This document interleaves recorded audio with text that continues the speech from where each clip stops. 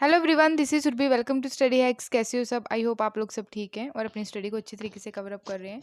Discussion जो रहेगा वो कंबाइंड रहेगा 13 एंड 14 मई का। तो आइए आज का डिस्कशन हम लोग स्टार्ट करते हैं। यहाँ पे बात की जा रही है, अभी साइक्लोन देखने को मिल रहा है। बे ऑफ बंगाल से अभी ये इरप्ट हुआ है। तो यहाँ पे साइक्लोन असानी के बारे में बात की जा रही है। साइक्लोन असानी के बारे में जो बात की गई है, इंडिया मेट्रोलॉजिकल डिपार्टमेंट के द्वारा भी प्रिडिक्ट किया गया है साइक्लोन असानी के बारे में। और इंटेंसिफाई किया गया है कि ये काफ़ी ज़्यादा सीवियर साइक्लोन है जो साउथ ईस्ट रीजन में देखने को मिला है, जो बे ऑफ बंगाल से अभी निकल के आ रहा है। यहाँ पे आप देख सकते हैं इस पिक्चर में कैसे कि साइक्लोन जो है कैसे वर्क कर रहा है यहाँ पे। ठीक है, साइक्लोन को हम चक्रवात बोलते हैं इंग्लिश में।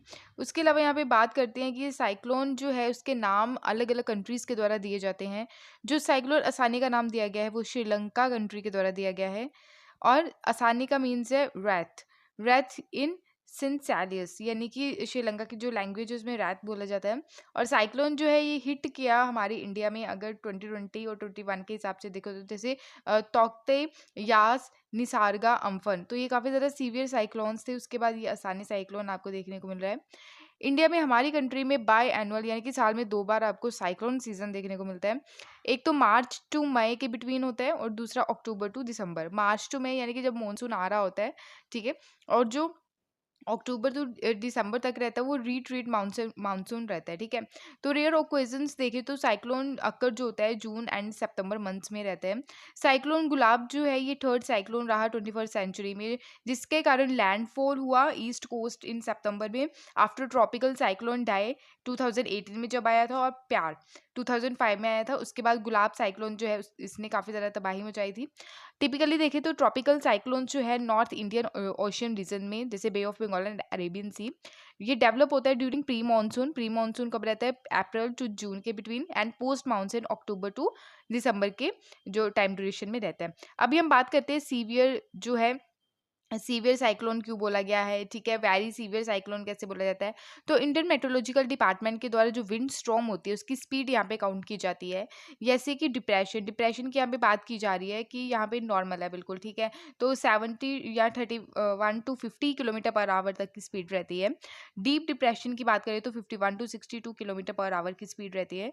साइक्लोनिक स्टॉर्म यहाँ पे अगर आए तो 63 to 88 किलोमीटर पर आवर की स्पीड देखने को मिलती है स्टॉर्म्स की। और यहाँ पे सीवियर साइक्लोनिक स्टॉर्म की बात की जा रही है, जो साइक्लोन आसानी के बारे में बोला जा रहा है। तो ये 89 to 117 किलोमीटर पर आवर की स्पीड है इसकी।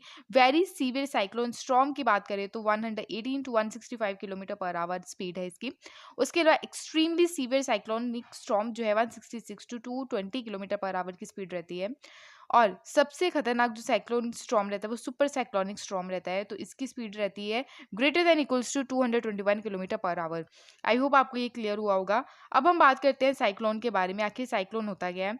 साइक्लोन जो है ह्यूज रिवॉल्विंग रहती है स्टॉर्म्स की, जिसके कारण विंड ब्लोइंग होती है around the central area of the low atmospheric pressure में। ठीक है, तो यहाँ पे आप देख सकते हैं जो लो एटमॉस्फेरिक प्रेशर रहता है सेंट्रल एरिया में, उसकी वजह से जो रहती है स्टॉर्म्स रहती है वो रिवॉल्व करती है। ठीक है, बहुत काफ़ी तेज़ी से घूमती है। ठीक है, उसकी वजह से जो है साइक्लोन इरप्ट होता है।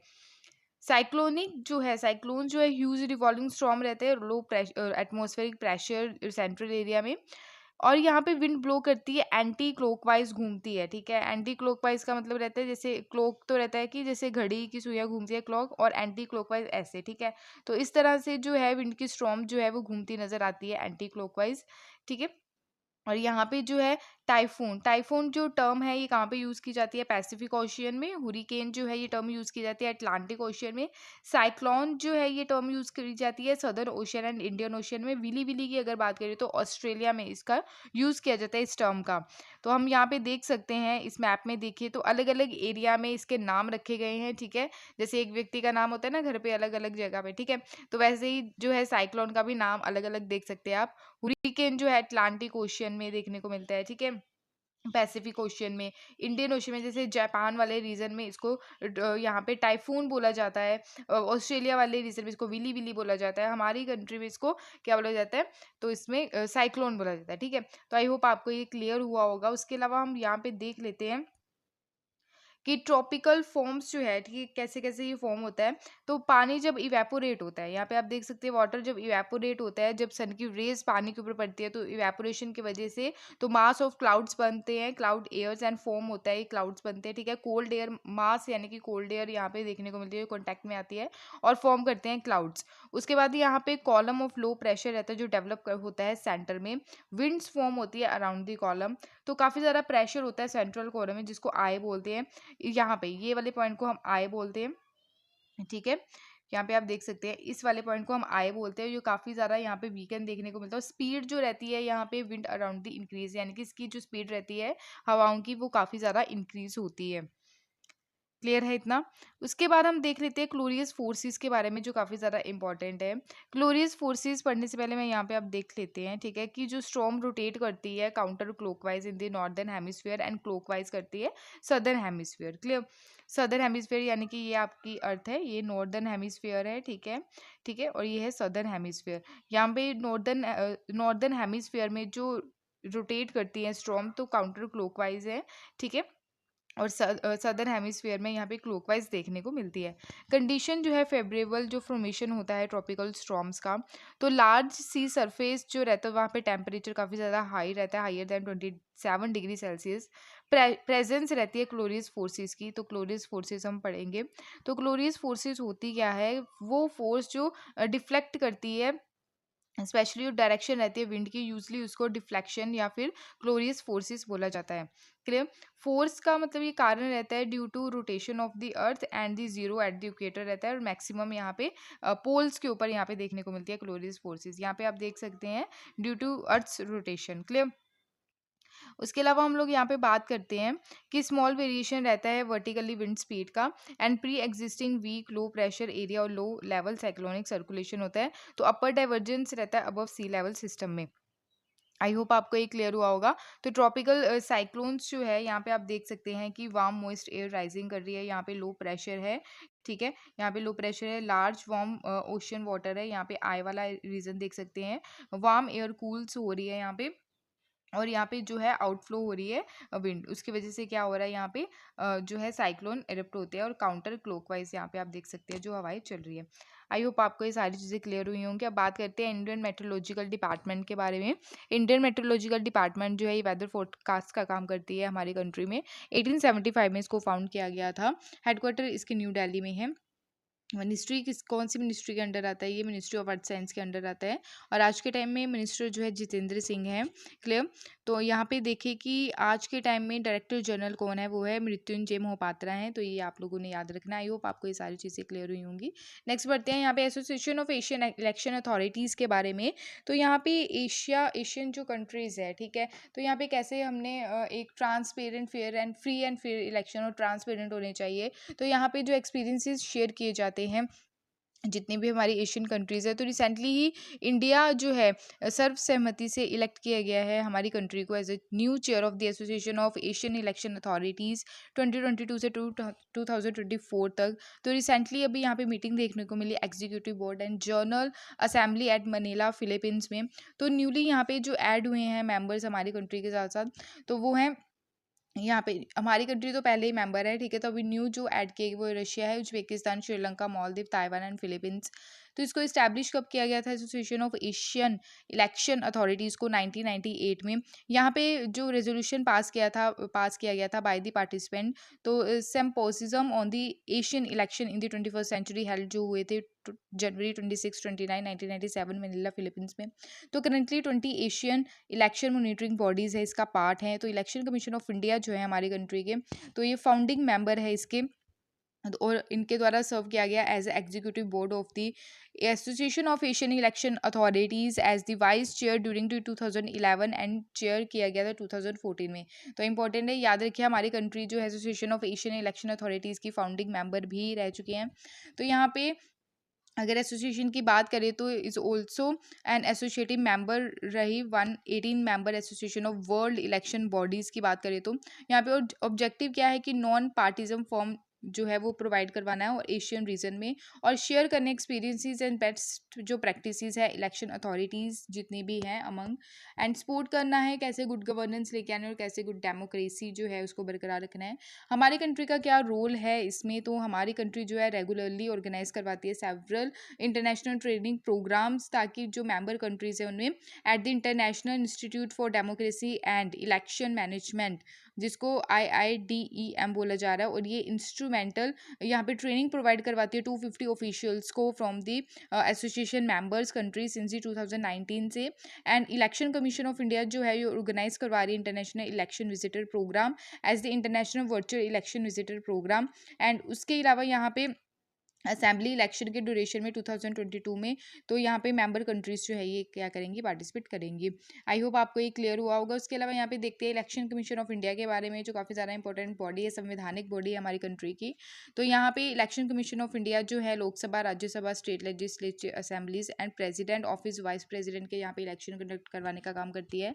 पार्ट 15 में इसको रखा गया है इंडियन कॉन्स्टिट्यूशन में, और डील करती है इलेक्शन कैसे करवाने हैं, एस्टैब्लिश कैसे करना है कमीशन के जितने भी मैटर्स हैं। इलेक्शन कमीशंस जो है इसको इस्टेब्लिश किया गया 21 जनवरी 1950 में, और इस दिन हम लोग यहाँ पे वोटर्स डे भी सेलिब्रेट करते हैं। आर्टिकल 324 से आर्टिकल 329 तक जो है हमारे संविधान में इसके बारे में जिक्र किया गया है कि क्या क्या पावर होनी चाहिए, फंक्शंस होने चाहिए, क्या टेन्योर है इलेक्शन कमीशन ऑफ इंडिया का, एलिजिबिलिटी क्या है कमीशंस और उनके मेंबर की। ओरिजिनली अगर देखें तो कमीशन में ओनली 1 इलेक्शन कमिश्नर थे, but election commissioner amendment act लाया गया 1989 का, और प्रेसिडेंट के द्वारा अपॉइंट किए जाते हैं chief election commissioner. And election commissioners जो रहते हैं इनका फिक्स टेन्योर रहता है 6 ईयर का, और एज जो है 65 ईयर्स और अप टू यहाँ पे देख सकते हैं।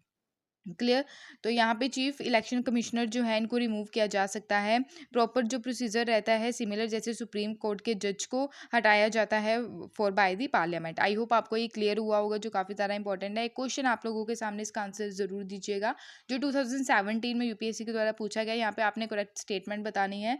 फर्स्ट स्टेटमेंट है कि इलेक्शन कमीशन ऑफ इंडिया जो है आज के टाइम में 5 मेंबर बॉडी है। सेकेंड स्टेटमेंट है कि यूनियन मिनिस्ट्री जो है होम अफेयर ये डिसाइड करती है कि क्या क्या इलेक्शन शेड्यूल होने चाहिए both general and by election के। तो आप बता सकते हैं कि कौन सी स्टेटमेंट गलत है अच्छे तरीके से। और थर्ड स्टेटमेंट कौन सी है कि इलेक्शन कमीशन जो है रिसॉल्व करते हैं डिस्प्यूट जितने भी रहते हैं कि मर्जर कैसे करना है पॉलिटिकल पार्टीज का। तो कौन सी स्टेटमेंट सही है, आपके सामने ऑप्शन है, option 1 and 2 only, option B second only, option C 2 and 3 only, option D है 3 ओनली। आई होप आपको ये क्लियर हुआ होगा, इसका आंसर जरूर दीजिएगा। अगर मनीला फिलीपींस की हम लोग बात करें तो यहाँ पे हमारी कंट्री है, तो मनीला फिलीपींस जो है आपको यहाँ पे देखने को मिलती है। आई होप आपको ये क्लियर है। नेक्स्ट यहाँ पे बात करते हैं भारत टैप इनिशिएटिव के बारे में। तो रिसेंटली ही ministry for housing and urban affair के द्वारा भी लॉन्च किया गया है Bharat tap initiative at the Plumbex India exhibition जिसको बोला गया। और ये एग्जीबिशन का मेन एम क्या है कि कैसे हम लोगों ने पानी को बचाना है, क्योंकि आने वाले टाइम में जो पानी की बहुत ज़्यादा कमी होने वाली है, ग्राउंड वाटर जो है वो काफ़ी ज़्यादा कम हो रहा है। तो ये एग्जीबिशन जो है मेन मोटिव यही है इसका। और नेशनल यहाँ पे national real estate development council जो है जिसको नारे डेको बोला गया है, माहिज निर्मल जल प्रयास इनिशिएटिव ऑल्सो लॉन्च किया गया इसके चलते कि जो यूज़ कर रहे हैं हम फ्लो टैप एंड फिक्सर, ठीक है, तो पानी ऐसे मतलब वेस्ट होता रहता है, उसको बचाना है हम लोगों ने। तो प्रोवाइड करवाना है लो फ्लो, यानी कि जितने पानी की हम लोगों को ज़रूरत है उतना ही हम जो है वहाँ पे जो है यूज़ करें। Sanitary and ware at scale at the there by reduce water consumption at the source considerably. And estimate लगाया जा रहा है कि कैसे हमने सेव करना है। अप्रॉक्सीमेटली 40% हम लोग वाटर सेव कर सकते हैं अगर ये इनिशिएटिव के चलते। और इसके अलावा यहाँ पे जो रिजल्ट निकल के आएंगे कि वाटर को हम सेव कर पाएंगे, एनर्जी सेविंग रहेगा, और less water and energy will be required for the pumping, transporting and purification. I hope आपको ये क्लियर हुआ होगा। उसके अलावा देखते हैं कि फोकस किया जाएगा कि कैसे हमने वाटर को कंजर्व करना है, कैसे एफर्ट्स लेके आने हैं, कैसे एफर्ट्स लगाएंगे कि पानी को हम बचा सकें। ये एग्जीबिशन जो है यहाँ पे नैरिडियो, ये तो पहले बता दिए, ये तो जो लाइन है ये रिपीट है, ठीक है, इसको कट कर दीजिएगा। तो नैरिडियो माही आखिर है क्या, इसके बारे में हम पढ़ते हैं। तो एक ग्लोबल क्राइसिस जो है पानी को लेके, क्योंकि पानी की कमी बहुत ज़्यादा आ रही है, तो ये ग्लोबल क्राइसिस है, तो इसको कैसे सॉल्व करना है। तो फाइनेंशियल बैरियर जो है ठीक है। तो जैसे स्टैंड करते हैं between the people in the need and access to safe water and sanitation at home, ठीक है। लोगों को कैसे हम लोगों ने सेफ वाटर पहुंचाना है और साफ स्वच्छ पानी घरों तक पहुंचाना है लोगों के, जिसको निर्मल जल प्रयास इनिशिएटिव बोला जा रहा है। तो ग्राउंड मैपिंग, जो मैपिंग की जा रही है ग्राउंड वाटर की, उसको भी चेक किया जाएगा यहाँ पे, क्योंकि सेव करना है हम लोगों ने अंडर ग्राउंड वाटर जो है, जो काफ़ी ज़्यादा इंपॉर्टेंट है। इसके कारण हम लोग क्या कर सकते हैं इस इनिशिएटिव के तहत, तो 500 करोड़ लीटर जो पानी है पर ईयर, ठीक है, उसको सेव कर सकते हैं। और उसके अलावा वुमेन विंग की अगर बात करें, नैरेडिको, वो सेटअप किया गया 2021 में। एम क्या है कि एम्पावर करना वुमेन एंटरप्रेन्योर्स को एंड एनकरेज करना कि वुमेन भी कैसे इसमें पार्टिसिपेट कर सकती है इस सेक्टर में, और अलाइड फील्ड में यहाँ पे पार्टिसिपेट करेगी। आई होप आपको ये क्लियर हुआ होगा। उसके अलावा क्यों ज़रूरत है कंज़र्व करने की वाटर, क्योंकि आज के टाइम में पानी की डिमांड जो है काफ़ी ज़्यादा इंक्रीज़ हो रही है। चाहे वो डोमेस्टिक हो, चाहे वो इंडस्ट्रियल यूज़ के लिए हो, एग्रीकल्चरल नीड के लिए हो, या फिर लिमिटेड सरफेस वाटर रिसोर्सेज के लिए हो। लिमिटेड रिसोर्सेज हैं काफ़ी ज़्यादा, क्योंकि लिमिटेड स्टोरेज फैसिलिटी है अगर हार्ड रॉक टेरेन की बात करें। उसके अलावा यहाँ पे डिसएडवांटेज यानी कि लैक ऑफ पानी की, क्योंकि कई जगह पे जो बारिश भी है वो बहुत ज़्यादा कम होती है, स्पेशली सेंट्रल इंडियन स्टेट्स में। Over extraction of ground water की बात करें कि एग्रीकल्चर के चलते, जैसे हम लोगों ने चावल की खेती करनी है तो उसमें पानी जो है बहुत ज़्यादा यूज़ होता है, तो ओवर एक्सट्रैक्शन हो जाता है ग्राउंड वाटर का। इसलिए वर्टिकल फार्मिंग का जो कॉन्सेप्ट है वो लेके आ रही है हमारी गवर्नमेंट। तो ग्रीन रेवोल्यूशन जब लाया गया तो वाटर इंटेंसिफाई क्रॉप जो है, जैसे ड्रॉट प्रोन एरिया जो रहते हैं, वाटर डेफिशिएंट रीजन रहते हैं जहाँ पे पानी की कमी है, ठीक है, वहाँ पे लीडिंग ओवर एक्सट्रैक्शन रहता है ग्राउंड वाटर का। कंटेमिनेशन की बात करें तो आज के टाइम में पानी को बहुत ज़्यादा पोल्यूट किया जा रहा है, क्योंकि वाटर कंटेमिनेशन जो है, जैसे पोल्यूशन हो रहा है लैंडफिल की वजह से, सेप्टिक टैंक लीकेज की वजह से, जो गैस टैंक लीकेज होते हैं, इनएडिक्वेट यूज़ की बात करें तो ग्राउंड वाटर जो है इसका काफ़ी ज़्यादा, इसको रेगुलेट करने की ज़रूरत है और एनकरेज करना हम लोगों ने कि कैसे हमने ग्राउंड वाटर रिसोर्सेज को यूज़ करना है विदाउट एनी पेलेंटी, ठीक है, पेलेंटी। उसके अलावा बात करें डिफोरेस्टेशन एंड अनसाइंटिफिक मेथड्स, यानी कि पेड़ों को काटा जा रहा है, उसकी वजह से भी बहुत ज़्यादा कमी देखने को मिलती है। हम लोगों को एफोरेस्टेशन की जो प्रोसेस है वो ज़्यादा से ज़्यादा बढ़ाना चाहिए, यानी कि ज़्यादा से ज़्यादा पेड़ लगाने चाहिए। तो डिफोरेस्टेशन और अनसाइंटिफिक मेथड जो है, स्पेशली एग्रीकल्चर को लेके, केमिकल इफ्लुएंट्स होते हैं इंडस्ट्रीज फ्रॉम, जो इंडस्ट्री से हार्मफुल केमिकल निकलते हैं जो डंप किए जाते हैं कहाँ पे, रिवर्स में, और काफ़ी ज़्यादा कमी देखने को मिलती है सैनिटेशन की, और पोल्यूशन होता है इसकी वजह से ग्राउंड वाटर में, जो अनसुटेबल रहता है एक ह्यूमन बीइंग के लिए भी और एनिमल्स के लिए भी और प्लांट्स के लिए भी। आई होप आपको यहाँ तक चीज़ें क्लियर हैं। अदर इनिशिएटिव जो है हमारी गवर्नमेंट के द्वारा जो लिए गए हैं वाटर को कंजर्व करने के लिए, जैसे स्वच्छ भारत मिशन हो गया, Atal mission for rejuvenation and transformation, जिसको अमृत बोला गया, फिर अमृत 2.2 यहाँ पे लाया गया, national aquifer mapping and management programme, Mahatma Gandhi national rural employment guarantee act, Jal Kranti अभियान, national water mission, NITI Aayog का जो कंपोजिट वाटर मैनेजमेंट इंडेक्स है, कंपोजिट वाटर मैनेजमेंट इंडेक्स जो है ये नीति आयोग के द्वारा जारी किया जाता है, इट्स वेरी इंपॉर्टेंट। तो जल शक्ति मिनिस्ट्री जो है एंड जल जीवन मिशन के द्वारा लाया गया, और अटल भूजल योजना, जल शक्ति अभियान, नेशनल वाटर अवार्ड्स। आई होप आपको ये सारी चीज़ें क्लियर हुई होंगी। बढ़ते हैं यहाँ पे नेक्स्ट आर्टिकल की ओर। तो नेक्स्ट आर्टिकल तो नहीं है, ठीक है, तो जो भी आपके आर्टिकल्स बचे रहेंगे वो आने वाले टाइम में मैं कंप्लीट कर लूँगी। तो आई होप आपको ये सारी चीज़ें क्लियर हुई होंगी। तो ये था आज का इंपॉर्टेंट जो सेशन था डेली इंपॉर्टेंट करंट अफेयर्स का। तो टेलीग्राम आप ज्वाइन कर सकते हैं इस लेक्चर की पीडीएफ के लिए, इंस्टाग्राम पे भी आप फॉलो कर सकते हैं। अगर वीडियो पसंद आई तो प्लीज़ लाइक शेयर सब्सक्राइब ज़रूर कीजिएगा। Thank you for watching my video. जय हिंद।